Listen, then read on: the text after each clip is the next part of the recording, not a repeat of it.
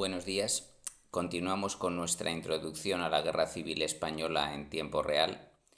Hoy trataremos de las elecciones de febrero de 1936.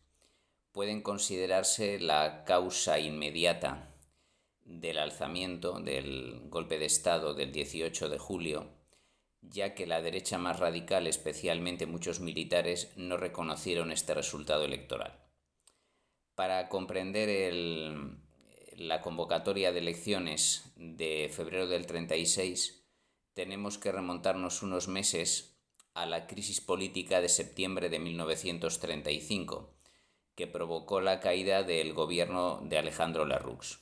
Recordemos que estaba gobernando el Partido Republicano Radical de centroderecha junto con la CEDA, la Confederación Española de Derechas Autónomas, que representaban a una derecha nacionalista y católica, si bien no se definía específicamente como monárquica. Este gobierno había paralizado las reformas económicas y políticas del bienio anterior, pero en septiembre de 1935 se produjo una crisis porque, debido precisamente a los problemas económicos que sufría el país y generalizadamente toda Europa, por la depresión económica de los años 30, el ministro de Hacienda, Joaquín Chapa Prieta, planteó en el Consejo de Ministros del 19 de septiembre una ley de restricciones para eliminar gasto público. Esto implicaba suprimir varios ministerios, lo cual no gustó al Partido Republicano Radical ni al Partido Agrario Español. Hay que matizar que Chapa Prieta, aunque había sido ministro en tiempos de la monarquía y había sido miembro del Partido Liberal, ahora se consideraba como independiente, no estaba adscrito a ningún partido. De ahí pues que se fijó exclusivamente en cómo optimizar el gasto público y no tenía fidelidad ni a radicales ni a cedistas. La CEDA de hecho apoyó este recorte presupuestario, por lo que Lerroux optó por dimitir. Es decir, se forma el 26 de septiembre un nuevo gobierno en el que Alcalá Zamora nombra al mismo Chapa Prieta presidente del gobierno, y este aplica inmediatamente su ley de restricciones. Consigue que las Cortes aprueben la ley de restricciones, que entre otras cosas implica la supresión de 3 ministerios. Esto hace pues que, aunque los miembros de la coalición son los mismos, hay menos ministros que antes. 3 serán de la CEDA, incluido Gil Robles, que continúa desde el mes de mayo en el Ministerio de la Guerra. Lerroux y otros 2 miembros del Partido Republicano Radical seguirán siendo ministros, concretamente Lerroux en Estado, y se mantendrán por último un ministro del Partido Agrario y otro del Partido Republicano Conservador, es decir, el de Miguel Maura. Apenas un mes más tarde, este nuevo gobierno se ve afectado por el famoso escándalo del extraperlo. El extraperlo, que no hay que confundirlo con el nombre coloquial que se dio al mercado negro durante la posguerra, se refiere a un escándalo de corrupción por el que 2 empresarios austríacos llamados Strauss y Perlo habían sobornado en 1934 a altos cargos del gobierno de Lerroux, del gobierno del Partido Republicano Radical, que incluía a Samper y anteriormente a Lerroux. Y concretamente estaban implicados el ministro de Gobernación, Salazar Alonso, y el hijo adoptivo de Alejandro Lerroux, Aurelio, que era delegado del Estado en la Telefónica. El motivo del escándalo había sido los sobornos que pagaban Strauss y Perlo a estos altos cargos del gobierno radical. Había ocurrido un año antes, en 1934, pero además cuando gobernaba en exclusiva, hay que decir, la CEDA no estaba aún en el gobierno, por lo tanto afecta al Partido Republicano Radical y directamente a su presidente. El 14 de octubre, Alcalá Zamora, el jefe de Estado, presidente de la República, informa al gobierno de Joaquín Chapa Prieta de este asunto. El escándalo se hace público en rueda de prensa el 18 de octubre y naturalmente es objeto de investigación y debate en las Cortes, la semana del 22 al 28 de octubre. van saliendo los nombres de Salazar Alonso, del hijo adoptivo de Alejandro Lerroux, que recordemos que era ministro de Estado. En total son 7 los cargos imputados del gobierno, y bien sea el actual o el de 1934, y el resultado es que el Partido Republicano Radical queda terriblemente afectado. Lerroux dimite como ministro el 29 de octubre y el miembro del Partido Agrario Martínez de Velasco le sustituye en la cartera de Estado, es decir, Asuntos Exteriores.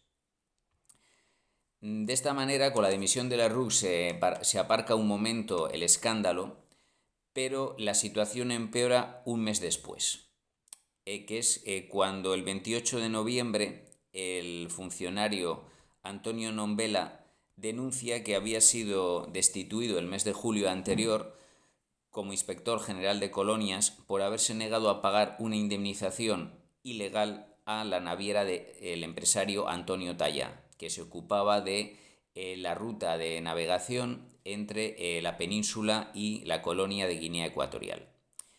Este asunto es planteado en las Cortes, igual que el anterior, una semana más tarde, el 7 de diciembre de 1935, y provoca una nueva crisis de gobierno.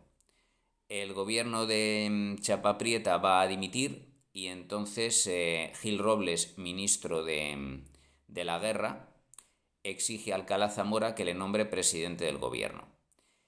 Durante unos días, de esto hablaremos mejor en el episodio dedicado a la organización del golpe de Estado, durante unos días entre el 7 y el 11 de diciembre, los últimos días que Gil Robles estuvo en el Ministerio de la Guerra, se planteó la posibilidad de un golpe de Estado. Gil Robles contactó con militares y militares con él, incluido el general Franco.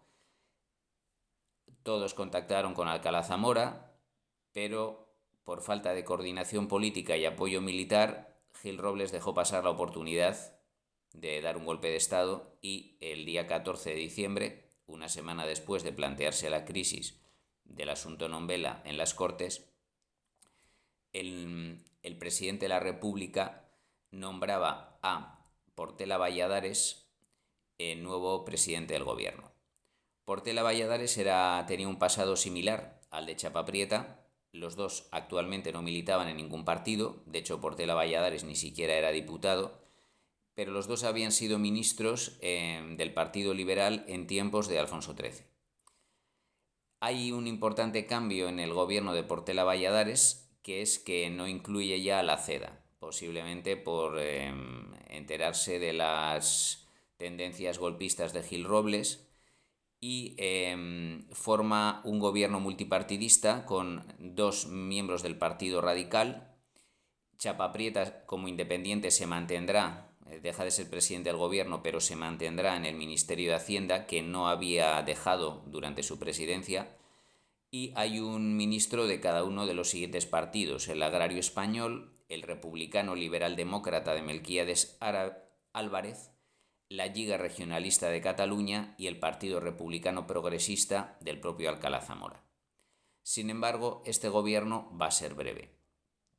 El día 30 de diciembre, Portela decide reorganizar el gobierno porque el Partido Republicano Radical es un lastre, se ve cada vez más afectado por los escándalos que hemos mencionado antes, y ya se prevé una nueva convocatoria electoral. Es decir, a este gobierno le falta hay que recordar que los gobiernos de la República se forman de una manera aproximadamente contraria a la actual, es decir, no eran elegidos el presidente por los diputados, sino que el jefe del Estado nombraba a una persona para que intentara formar gobierno, y este gobierno tenía que ser refrendado por las Cortes. En caso de no haber refrendo de Cortes, se podían convocar elecciones. ¿Qué es lo que pasó aquí? Es decir, el gobierno el Partido Republicano Radical no obtuvo la aprobación. El primer gobierno de Portela, en la que se incluían miembros del Partido Republicano Radical, no conseguían el apoyo de las Cortes, y por eso se opta por disolverlas el 7 de enero de 1936. Apenas una semana antes, sabiendo que se va a producir tal disolución de Cortes, Portela reorganiza su gobierno, que va a ocuparse de dirigir el país hasta que haya unas nuevas elecciones. Y aquí ya no aparece el Partido Republicano Radical tampoco, pero sí se incluye a algún ex diputado de los radicales como Manuel Becerra. También hay un ministro que perteneció al Partido Republicano Liberal Demócrata, que es Filiberto Villalobos, y también se incluyen 2 miembros del Partido Republicano Progresista, 2 militares en las carteras de Guerra y Marina, 2 independientes, y en la diferencia con el gobierno del día 14 es que ya no está Chapa Prieta, no está el Partido Agrario y no está el Partido Republicano Conservador. Es decir, los gobiernos de Portela se van dirigiendo cada vez más hacia el centro, si bien no hay tiempo para que hagan gran cosa. Eso se pueden definir casi como gobiernos interinos hasta la convocatoria de elecciones. Porque, como hemos comentado, el 7 de enero de 1936, Alcalá Zamora, ante la posibilidad de crear un gobierno de centro que sustituya al gobierno radical cedista, decide disolver las Cortes y convocar elecciones para el 16 de febrero. La convocatoria de de elecciones generales a Cortes para el 16 de febrero no podían ser aplazadas. Es decir, no se podían dejar para más tarde porque había un límite del tiempo que podían estar estos gobiernos, vamos a decir, sin refrendo de las Cortes, de manera que la fecha no es una decisión, digamos, que Alcalá Zamora toma libremente. Está limitado por un calendario que le obliga a no poder prolongar la crisis que llevaba ya desde el mes de septiembre. Vamos a recordar, aunque lo dije en anteriores episodios, cómo funcionaba el sistema electoral de la República. Recordemos que no había Senado, había que elegir a 473 diputados del Congreso, de una manera proporcional según el número de habitantes de cada provincia, y además de las 50 provincias también eran circunscripciones electorales Ceuta, Melilla y las 8 ciudades más pobladas, que en 1936 eran Madrid, Barcelona, Valencia, Zaragoza, Sevilla, Málaga, Bilbao y Murcia. Era un sistema de listas abiertas y era un sistema que favorecía a la mayoría, de manera que cada elector o electora, recordemos que desde 1933 votaban también las mujeres, cada votante tenía, por lo tanto, un número de votos algo inferior al número de diputados de cada circunscripción. De manera que lo habitual es que la mayoría de los diputados, pongamos 5 de 7, iban a la lista más votada. Los dos más votados de la segunda lista serían los escaños de la minoría y la tercera lista no se llevaba nada. En caso de haber una competencia entre varias listas, que ninguna obtuviera más del 40% de los votos, se iría a una segunda vuelta. Esta segunda vuelta estaba prevista para el 4 de marzo. Todo esto estaba regulado por la Ley Electoral de 1907, modificada por el decreto de mayo de 1931 y la nueva Ley Electoral de julio de 1933. Por lo tanto, para organizar mejor por las posibilidades de ganar, convenía que los partidos se agruparan en listas únicas. De hecho, así ganaron las izquierdas las elecciones de junio de 1931, con la conjunción republicano-socialista, y así ganaron las derechas las elecciones de 1933, con la alianza entre el Partido Republicano Radical y la CEDA. Aquí sucede un éxito de la alianza electoral de las izquierdas, que se va a llamar extraoficialmente e históricamente Frente Popular, aunque no era ese su nombre oficial. se llamaba Coalición de Izquierdas, simplemente. Se organizó el 15 de enero de 1936, solo 8 días después de la convocatoria, y unas semanas después, el 4 de febrero, tuvo lugar su réplica en Cataluña, que era el Front d'Esquerres. En el caso del resto de España, la coalición de izquierdas incluía 8 partidos. El Partido Socialista, PSOE, el Partido Comunista, PCE, los partidos republicanos, Izquierda Republicana y Unión Republicana, el Partido Federal, el Partido Sindicalista, que era un partido creado por el anarquista Ángel Pestaña para que el anarquismo tuviera representación en las Cortes, y 2 partidos regionalistas no catalanes, que eran el Partido Galleguista y Esquerra Valenciana. De estos 8 partidos hay que matizar alguna novedad, como que el Partido Comunista es el que sigue. Se ha hablado mucho del Frente Popular como que estaba teledirigido por los comunistas soviéticos, pero esto es cierto en parte solo en el caso del Partido Comunista, que es el que es leal a Moscú. Decide seguir la política de Stalin de que el comunismo puede unirse a partidos burgueses siempre que sean antifascistas. Por el éxito del nazismo en Alemania, el comunismo decide en muchos países de Europa unirse electoralmente. Pasó en Francia, por ejemplo, aunque ahí llegaron al poder algo más tarde, en junio. Me refiero al Frente Popular francés, llegó al poder en junio del 36, unificaba listas de comunistas, socialistas, radicales, etc.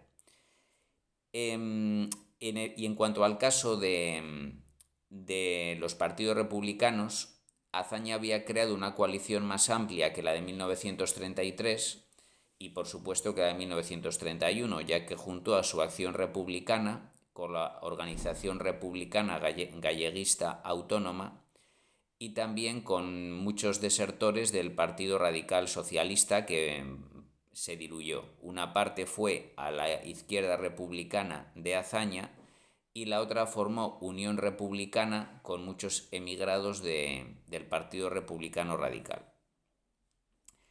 Por lo tanto, estos 8 partidos se presentaron en las circunscripciones no catalanas. En las circunscripciones catalanas, el Front d'Esquerres lo dirigía Esquerra Republicana de Cataluña, que era el partido gobernante había sido el partido gobernante hasta que la revolución fallida de octubre del 34 y la proclamación del Estado federal en Cataluña dio lugar a la detención de todo el gobierno de la Generalitat y la suspensión de la autonomía.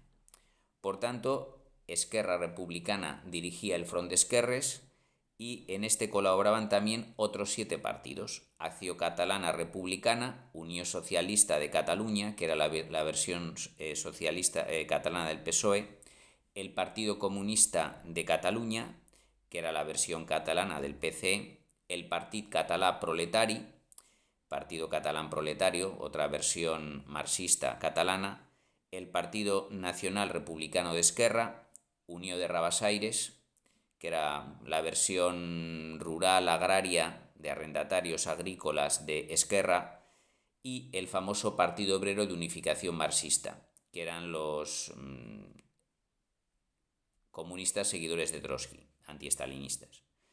Estos 8 partidos formaron el Front d'Esquerres y por lo tanto las izquierdas, con participación nacionalista y republicana, fueron unidas en toda España, cosa que no sucedió con las derechas. Hubo un intento, por una parte, de Portela Valladares de que triunfara el centrismo. Por eso creó un nuevo partido el 28 de enero con la idea de presentarse a estas elecciones, el Partido Nacional Republicano de Centro. Trató de negociar con la CEDA el día 6 de febrero. Se hablaron Portela y Gil Robles, pero no hubo acuerdo posible. De manera que la derecha no presentó un frente único. En algunas provincias iban los cedistas con los carlistas, en otras iban con el PNRC, en otras iban con diferentes grupos como la Renovación Española, es decir, con los monárquicos alfonsinos, con la Falange que no tuvo apenas representación, en fin, no hubo una coalición de derechas única en toda España. Se presentaron aproximadamente 8 listas diferentes, por lo tanto el voto de derecha se dispersó. ¿Cuáles fueron los resultados de estas elecciones? De nuevo hay que recordar que es difícil adscribir a algunos diputados, porque aunque fueran en listas de una coalición o de otra, se definían como independientes y no estaban afiliados a los partidos. Hay que señalar también que en algunos casos, o sea, no estuvieron completas las Cortes hasta el mes de mayo, porque si bien es cierto que en 43 de las 60 circunscripciones ya el 16 de febrero o madrugada del 17 quedaron claros los resultados, en el caso de Tenerife las elecciones se realizaron el 20 de febrero por irregularidades en las mesas. En otras 10 circunscripciones hubo impugnaciones electorales por supuestos amaños de votos y hubo que modificar algún resultado puntual. En 2 provincias, que son Cuenca y Granada, se impugnaron totalmente los resultados y por lo tanto hubo que repetir estas elecciones en mayo. Y en solo 5 circunscripciones, que son las 3 del País Vasco, Castellón y Soria, se fue a la segunda vuelta el 4 de marzo. Pero ya con 43 de 60 circunscripciones contadas el día 17 de febrero, ya se podían constituir unas cortes, ya se veía quién iba a tener la mayoría en las Cortes, porque ya hemos dicho que era un sistema proporcionalmente bastante mayoritario. Y lo primero que tenemos que señalar aquí es que si seguimos los bloques ideológicos que comentábamos antes, basados en la división de Francisco Sánchez Pérez en el libro colectivo La Segunda República Española, quien triunfa aquí es el centro liberal, al igual que en 1931. Logró cerca de 165 diputados, unos pocos más que en 1933. Lo que ocurre es que aquí hay que distinguir diferentes tendencias del centro, porque de estos 165, 128 pertenecían al Frente Popular.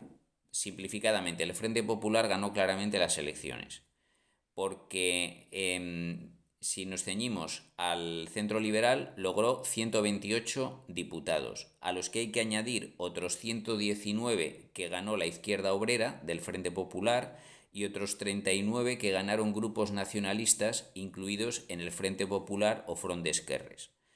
Por lo tanto, logró mayoría absoluta en las Cortes, más de 260 escaños, los diputados del Frente Popular.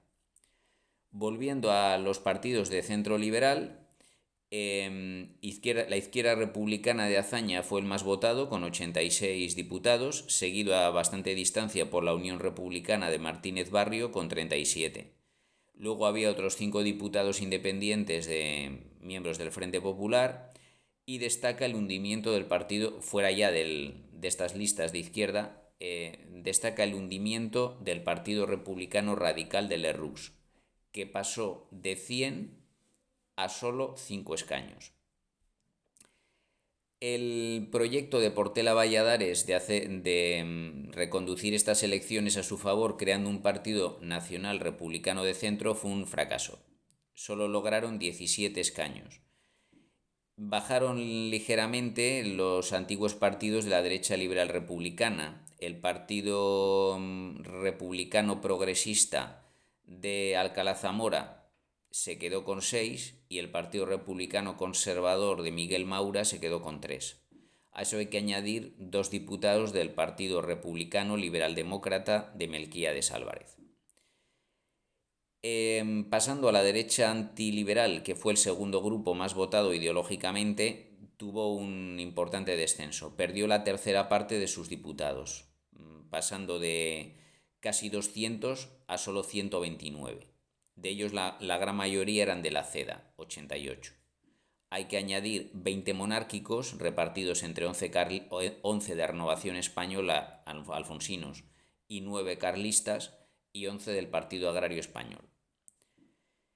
En cuanto a la izquierda obrera, estuvo a punto de alcanzar a la derecha antiliberal, tuvo 119 escaños, pero se considera un enorme triunfo, ya que duplicó su representación de 1933. La gran mayoría de estos diputados eran del PSOE, 98, 16 eran del Partido Comunista, que supone un importante avance teniendo en cuenta que solo tuvieron un diputado electo en las elecciones del 33.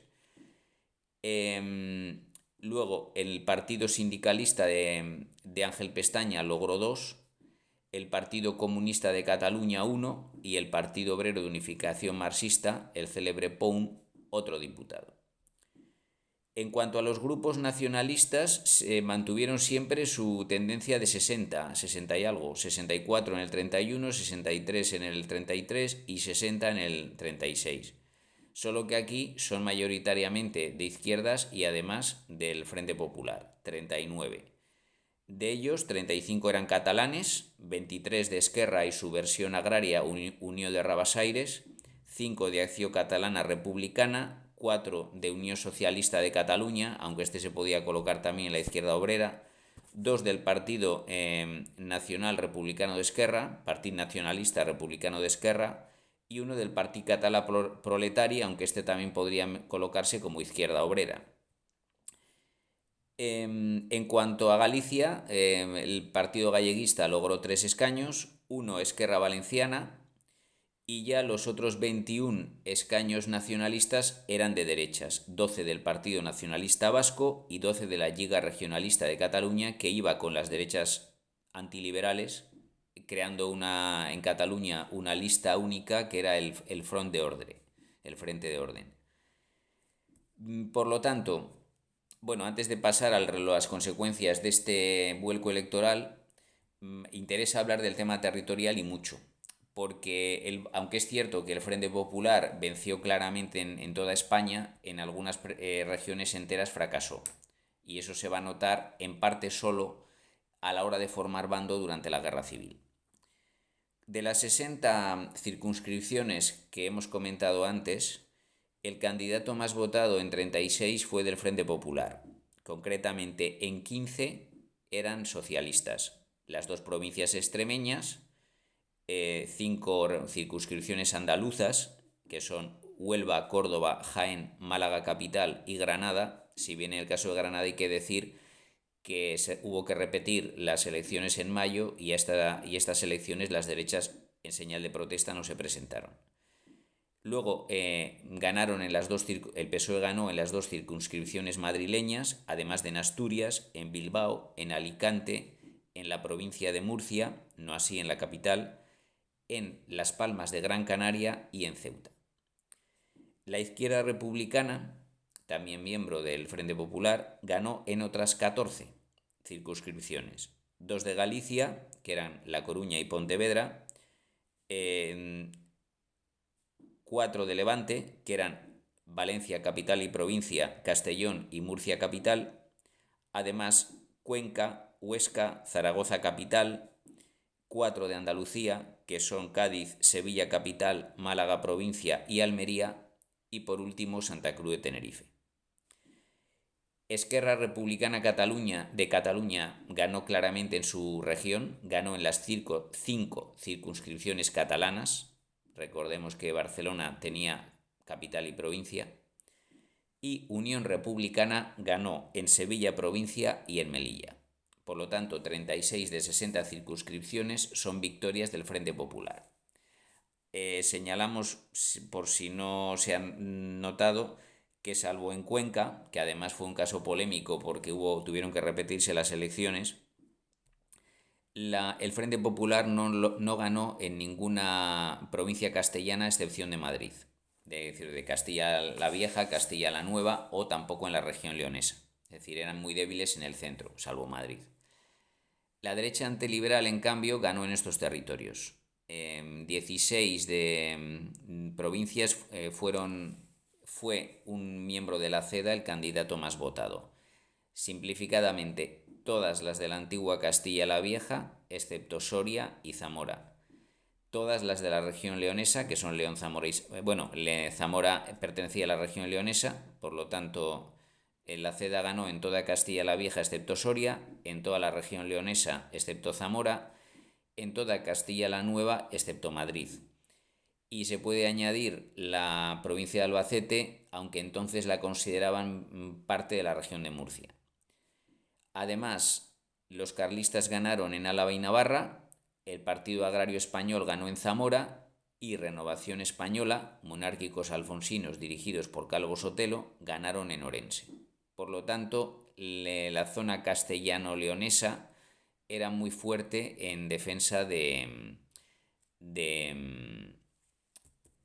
en defensa de las derechas. Hay que añadir también la mitad de Aragón. La Ceda, además de Castilla-León y también Castilla la Nueva, ganó en la ciudad de Zaragoza, no en la provincia, ganó en Teruel y ganó en las Islas Baleares. Por lo tanto, 16 provincias para la Ceda, 2 para los carlistas, 1 para los agrarios y 1 para los monárquicos alfonsinos. Por último, el Partido Nacionalista Vasco ganó en la provincia de Vizcaya, no en la ciudad de Bilbao, y en la provincia de Guipúzcoa. Por último, 2 partidos de centro ya mencionados, que no eran miembros del Frente Popular, ganaron en las provincias de Lugo y de Soria. En Lugo, el Partido Republicano Nacional de Centro de Portela Valladares, y en Soria, aunque aquí hubo que hacer segunda vuelta, el Partido Republicano Conservador, que era de Miguel Maura, que de hecho se presentó en esta provincia. Se ha especulado por la relación, se ha mencionado la relación entre triunfo de las elecciones en febrero y apoyo o no al golpe de Estado en julio. Bueno, esto es cierto en parte, entre otras cosas porque al ser un golpe de Estado militar con apoyo policial y en menor medida de milicias, no influyó tanto la opinión de la calle en si una provincia se declaraba leal o golpista. De hecho, olvidándonos ya de circunscripciones urbanas y Ceuta y Melilla, de las 50 provincias españolas, en 35 el resultado de las elecciones fue paralelo al resultado del golpe, es decir, si ganaron las derechas, triunfó el golpe derechista, o si ganaron las izquierdas, triunfó el bloque izquierdista. Concretamente, en 17 provincias se dio el caso derechista, es decir, provincias que votaron mayoritariamente a las derechas apoyaron el golpe de Estado de julio. Mejor dicho, allí se produjo triunfante el golpe de Estado de julio. No quiere decir que los que votaron a las derechas estaban a favor del golpe, pero sí que los que estaban a favor del golpe votaron a las derechas, en caso de haber votado. Y lo mismo sucede con lo contrario. En 18 provincias ganó el Frente Popular o grupos nacionalistas antiderechistas, contrarios a la derecha antiliberal española, y allí el golpe fracasó o no tuvo lugar. Y hubo, por tanto, 15 excepciones, que es lo cual pone muy en duda el paralelismo automático de si se gana a la derecha se apoyará el golpe de Estado allí y si gana a la izquierda el golpe fracasará. De hecho, en 9 provincias se votó a las izquierdas mayoritariamente, al Frente Popular, y el golpe triunfó. Me refiero a La Coruña, Pontevedra, Huesca, Cáceres, Granada, Córdoba, Sevilla, Cádiz y las 2 provincias canarias. Y lo contrario ocurre en 6 provincias, donde triunfando una coalición de derechas, el golpe fracasó. Me refiero a Santander, Albacete y las provincias de Castilla la Nueva, excepto Madrid, que sí había votado a las izquierdas. Bien, resuelta esta cuestión, comentaré rápidamente las consecuencias de las elecciones, del triunfo del Frente Popular. Hay que notar que era la primera vez en la historia electoral de España en que un gobierno, ganaba en las elecciones una coalición o partido que no estaba en el gobierno. Podría parecer que en el año 33, que era el bienio republicano-socialista, ganaron las derechas, pero hay que recordar que en septiembre ya había sido destituido Azaña. Es decir, quien dirigía el gobierno en el momento de celebrarse las elecciones de noviembre era Lerroux, de centro derecha. Es decir, fue fácil hacer una transición de centro derecha, además a un gobierno en que los radicales fueron elegidos para dirigir el gobierno. Es decir, hubo continuidad, aunque eso sí, solo de 2 meses anterior, porque el sistema político era así. Es decir, se elegía primero gobierno y después se nombraba primero gobierno por parte del jefe del Estado y después esto se refrendaba a través de las Cortes. Y aquí lo que sucede es que está gobernando un partido de centro con apoyo de la derecha desde hace unos meses y el Frente Popular, es decir, ninguno de los partidos de gobierno estaba en estas listas del Frente Popular. De manera que el gobierno de Portela, que era centrista, tuvo que ceder el gobierno a las listas de izquierda. Y era la primera vez que pasaba esto.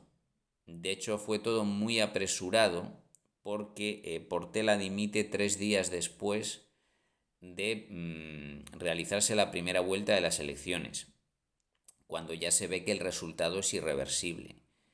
No espera a que tengan lugar las elecciones en Tenerife el día 20. No espera a la segunda vuelta de las elecciones en 5 provincias el 4 de marzo. No espera resolver las impugnaciones en otras 10 provincias. Todo es muy precipitado. Hay quien ha visto aquí una especie de cobardía o de presión, pero lo que hay detrás son unas presiones muy importantes a Portela por parte de políticos y militares de la derecha antiliberal, destacando el general Franco, José María Gil Robles de la CEDA y Calvo Sotelo de Renovación Española, que no aceptan los resultados electorales y presionan a Portela para que acepte un golpe de Estado.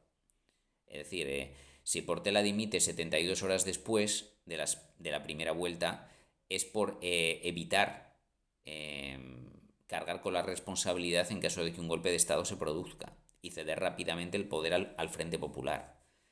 De esta manera, el 19 de febrero, Portela Valladares dimite y Manuel Azaña es nombrado por Alcalá Zamora para que forme gobierno, ya que dirige el grupo más numeroso dentro de la coalición de centro liberal, que se espera que tenga más apoyos en las Cortes que la Izquierda Obrera. Aunque ya digo que era más votado el PSOE fue más votado en estas elecciones. Por otra parte, hay que señalar, y volveré a comentarlo en el próximo vídeo, que con el nombramiento de Azaña como presidente se suele decir en la historiografía que comienzan los meses de gobierno del Frente Popular. Esto no es exacto, porque si bien es cierto que los partidos que forman parte de los gobiernos de Azaña y después de Casares Quiroga estaban en el Frente Popular, no estaban los partidos de la izquierda obrera. Es decir, el PSOE, que era el mayoritario del Frente Popular y tenía más votos que la izquierda republicana, no formó parte de estos gobiernos. Entonces es más correcto decir un gobierno republicano de izquierdas antes que un gobierno de Frente Popular. Pero bueno, de hecho el primer gobierno de Azaña, el día 19 de febrero, está formado principalmente por miembros de su partido, 9 ministros de izquierda republicana, destacando los futuros presidentes de gobierno José Giral y Santiago Casares Quiroga. Recordemos que la ORGA, Organización Republicana Galleguista Autónoma, se había integrado en Izquierda Republicana. Y aparte de estos 9 ministros de Izquierda Republicana, había 2 de Unión Republicana, más el general Masquelet en el Ministerio de la Guerra y un independiente. Por lo tanto, un gobierno republicano, pero no socialista. Lo cual condicionará, mejor dicho, restará argumentos a los que hablaron de un golpe de Estado en julio contra un gobierno comunista o una amenaza comunista de golpe. Es que no ya comunista, ni siquiera socialistas había en este gobierno, ni en el que habría posteriormente en mayo. De todas maneras, la labor de este gobierno el gobierno de Azaña y posteriormente el de Casares Quiroga, es decir, los acontecimientos políticos de febrero a julio de 1936, los comentaremos en el siguiente vídeo. Buenos días y muchas gracias por escucharme.